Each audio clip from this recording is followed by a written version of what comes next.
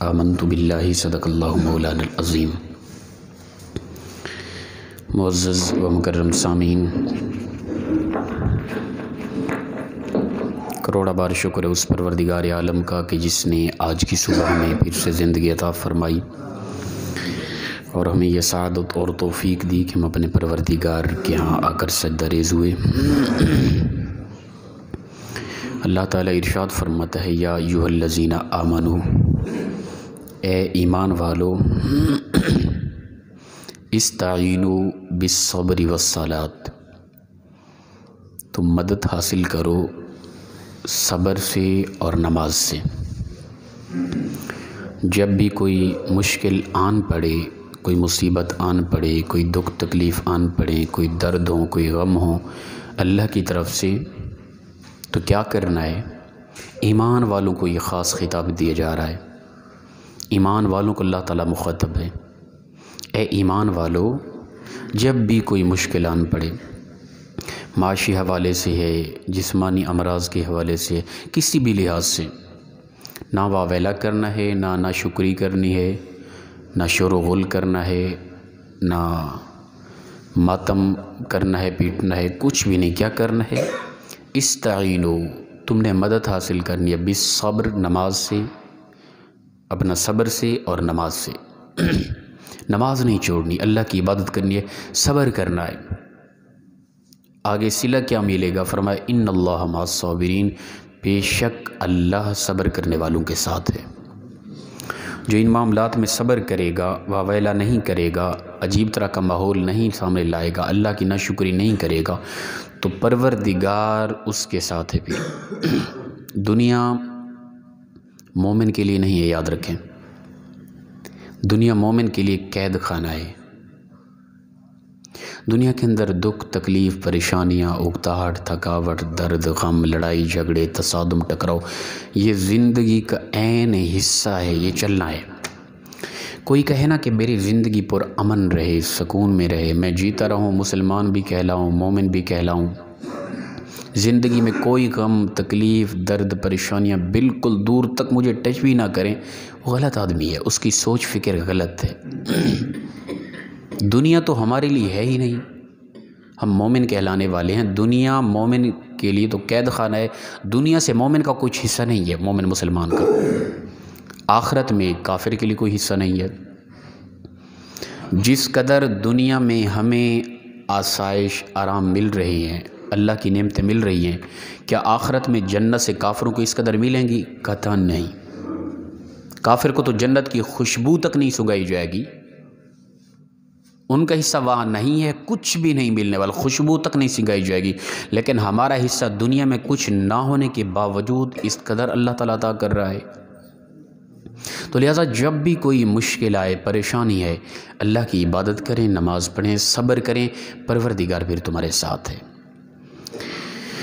آگے فرمایا کہ وَلَا تَقُولُوا لِمَنْ يُقْتَلُ فِي سَبِيلِ اللَّهِ أَمْوَاتٌ، جو لوگ بھی اللہ کی راہ میں قتل کر دیے جائیں انہیں مردہ نہ کہو، بل احیاء، بلکہ وہ زندہ ہیں، وَلَٰكِن لَا تَشْعُرُونَ، لیکن تم ان کا شعور نہیں رکھتے، تمہاری سوچ فکر، تمہاری عقل مندی ان کی زندگی تک نہیں پہنچ سکتی کہ پروردگار نے انہیں کس قدر عظیم زندگی عطا کر دی ہے۔ اللہ کی راہ میں قتل کیے جانے سے مراد عام طور پہ تو یہی ہے کہ اسلام دشمن کے سامنے میدان جہاد میں جا کے لڑتے لڑتے انسان شہید ہو جائے، اسے کہتے ہیں عام قتل ہو جانا اللہ کی راہ میں، انہیں مردہ نہیں کہنا۔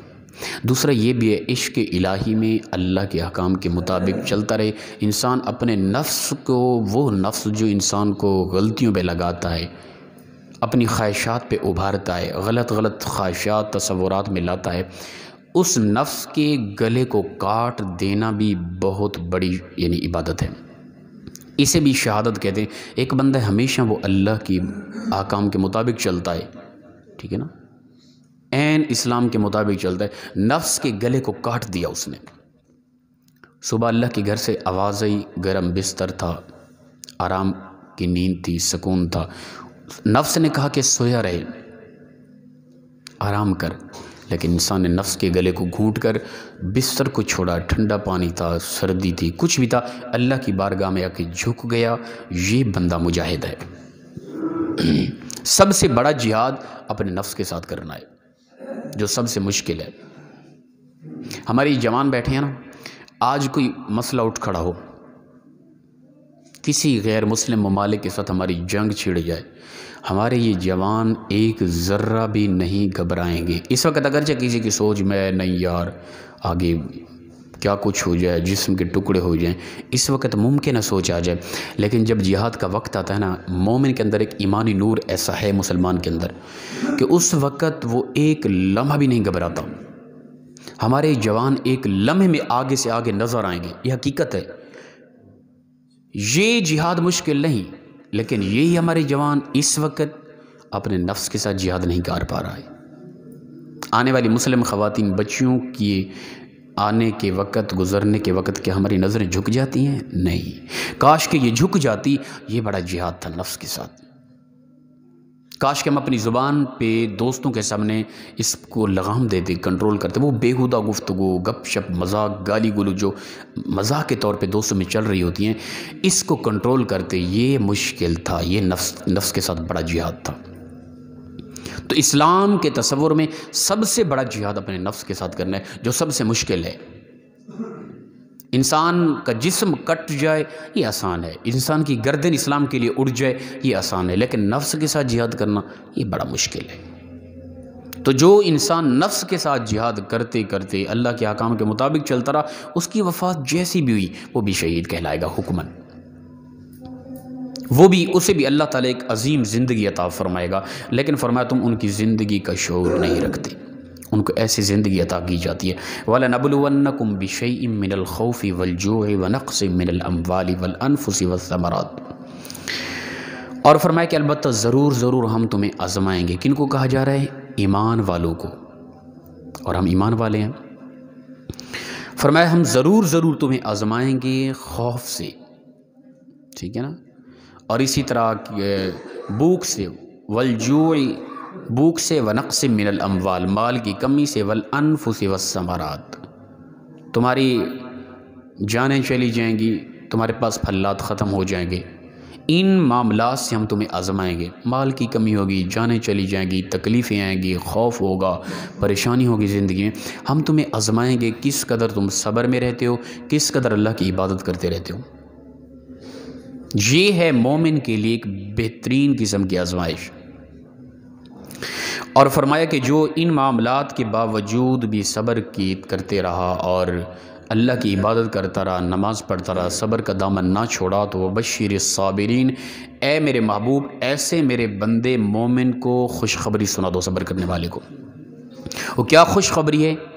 وہ خوشخبری یہی ہے کہ اللہ اس کے ساتھ ہے، اس کو جنت ملے گی، یہ دنیا پریشانی یہ ختم، یہ تو چند لمحے، یہ تو ایک سانس کا بھی پتہ نہیں ہے، خبر نہیں ہے کب سانس رکی، انسان چلا گیا، پھر انسان کا دنیا سے کروڑ سال تک، کیا یہ بھی غلط ہے ہم کہیں، بلکہ کبھی بھی پھر انسان کا دنیا سے کوئی تعلق نہیں ہے، کنیکشن ختم ہو گیا۔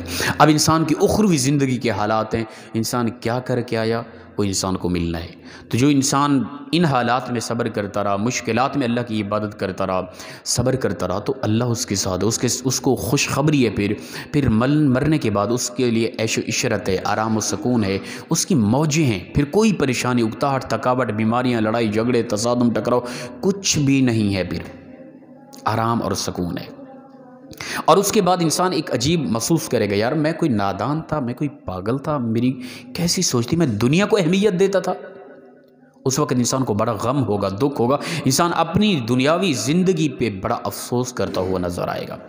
الذین اذا اصابتہم مصیبہ، فرمایا وہ لوگ جب انہیں کوئی بھی مصیبت پہنچتی ہے، پریشانی پہنچتی ہے، قالوا کہتے ہیں انا للہ و انا الیہ راجعون، بے شک ہم اللہ کے لیے ہیں اور ہم سب کے سب اسی کی طرف لوٹائے جائیں گے۔ اچھا یہ الفاظ صرف ہم کسی کی مرگ پہ پڑھتے ہیں، اچھی بات ہے یہ لفظ پڑھنے، جب بھی کوئی مسئلہ، کوئی چوری ہو گئی، کوئی حادثہ ہو گیا، کوئی بھی پریشانی، یہی لفظ پڑھیں، یہ مومن کی بہت بڑی علامت ہے۔